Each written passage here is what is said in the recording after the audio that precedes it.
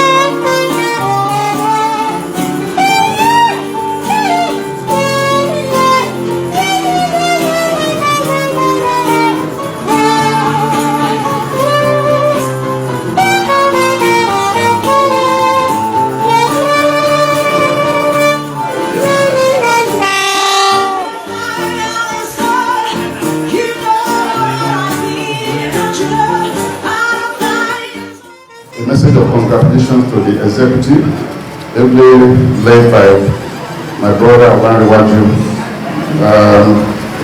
Yes, I'm going to give you some thought-provoking remarks here today, just to challenge you. You have to ask yourself, how did you get here? Of course, you got here through an intractable crisis yielding to a conflict resolution. This stuff for him is not easy. And you are now a performing executive. Because Chineke Abiola of memory always say one thing, that if you want to honor me with Agbaye of Lafewa, and there's nobody that has decided to contest that with me, MKO. Because if you say MKO Abiola of Lafewa must be contested. If it's not contested, good, Lesia Lubarika Libe. So you now know the reason why you have that, because that is the one that has challenged you. Otherwise, you will not be under obligation to do a lot of things. So sometimes, in every misfortune, we see a lot of fortunes. So you now use this position to join the crusade of narrowing down political division in Ogun State, or at the least making sure that we ensure there's no politics of bitterness again in Ogun State. So that is my charge to the executive. Yes, it's good to have all these buildings and the rest. Those ones will pale into insignificance, just like people bringing NUD here. If not people like you that recognize them, what not always sustain every administration is the legacy that you have left. That during your time, you give a kind of NUD self-regulated approach to the media, both social and other media in the state, to the extent that you have earned your respect. Because when we were young, we used to see people like Oshoba, like Nike, and people that we used to call them three musketeers. And the profession was well respected. So I don't believe in public regulation of the media, but I believe in self-regulation. Just for you to earn your respect and maintain a reputation. Now anywhere you always a journalist is well respected, but you know the situation as at now, what people say about journalists. So, and since this is the cradle of journalism in Nigeria, you have a duty to do that, and God will help you in that direction. Having said that, we also need to do one of the things that is important. It's good to have the Sita Hall and the rest of it. You know, we are at the end of the administration, the next administration will decide what to do with it, whether to recognize you or not.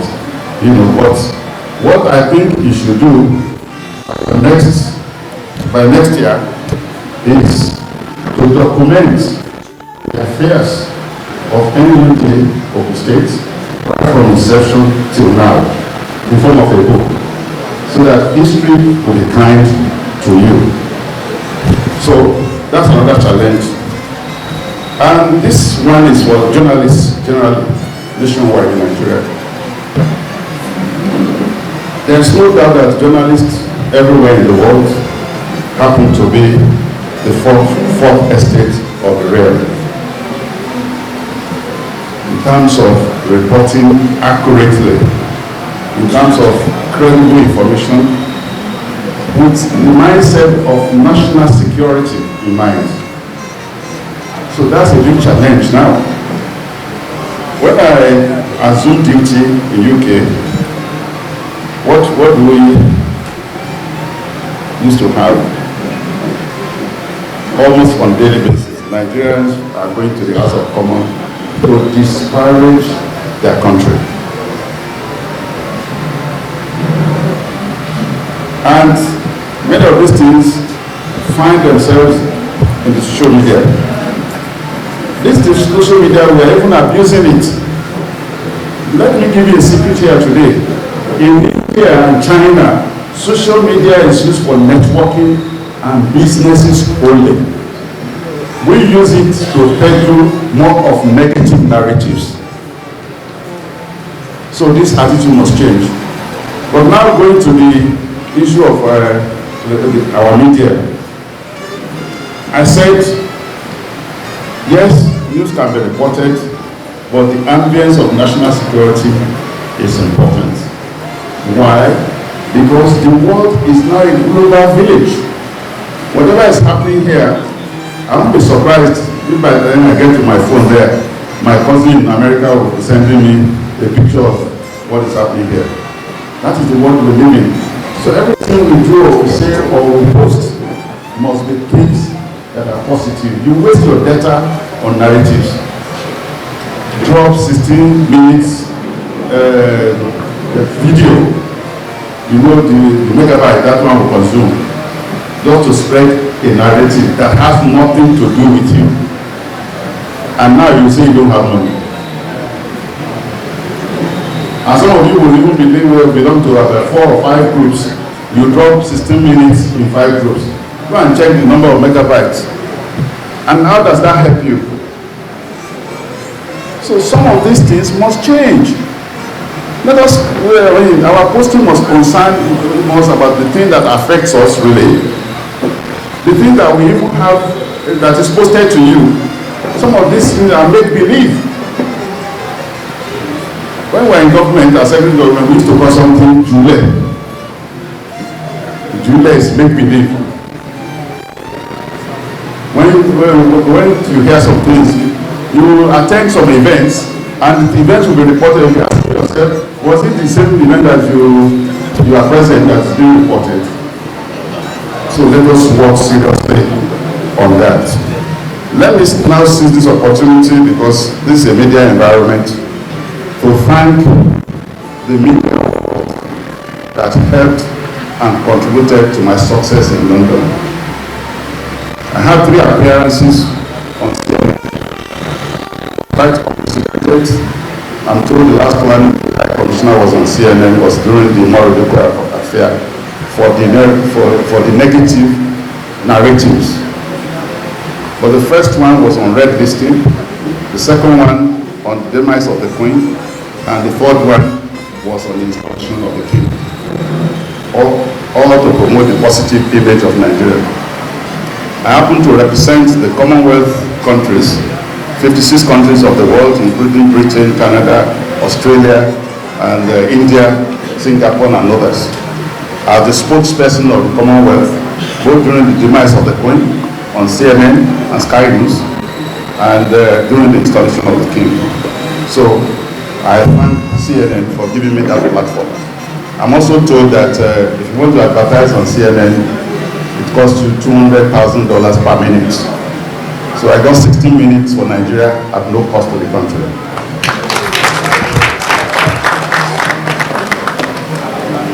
The appearance on BBC also had to do with red listing, because the issue at stake then was speaking to the British government and the British public.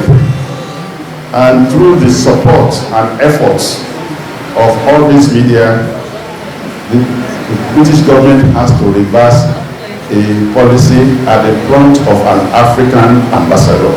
Was quite unprecedented. So I thank BBC and Sky News. And even China, CGTN, China Global Television in UK, had 2 appearances on behalf of Nigeria. So I see this opportunity to thank all of them. Then in addition, Financial Times of London, Guardian of London, Telegraph of London, Sun of London, Mirror, and all other tabloids that really saw sense in what I said then. And in particular, the Archbishop of Canterbury, who said what Nigeria High Commissioner has said is right. The travel ban was actually travel appetite, and that was the icing of the cake for the British government to reverse their policy. So I also thank the Archbishop of Canterbury in this respect. On the local side, NTA channels, AIT, TVC, Arise, and other televisions, I also see this opportunity to thank them because they were part of the success for accurate reportage. Then our tabloid, Guardian, The Nation, The Point, Tribune, Punch, Sun, Leadership, Daily Trust, and so on and so forth. I also thank them. Then on the local side, Pen Pushing, Platform Times, Prestige, Dispatch, and other too numerous to mention. I also thank them. So let me seize the opportunity to wish you a happy anniversary, and to also say that I will also support Yahoo with some of 200,000.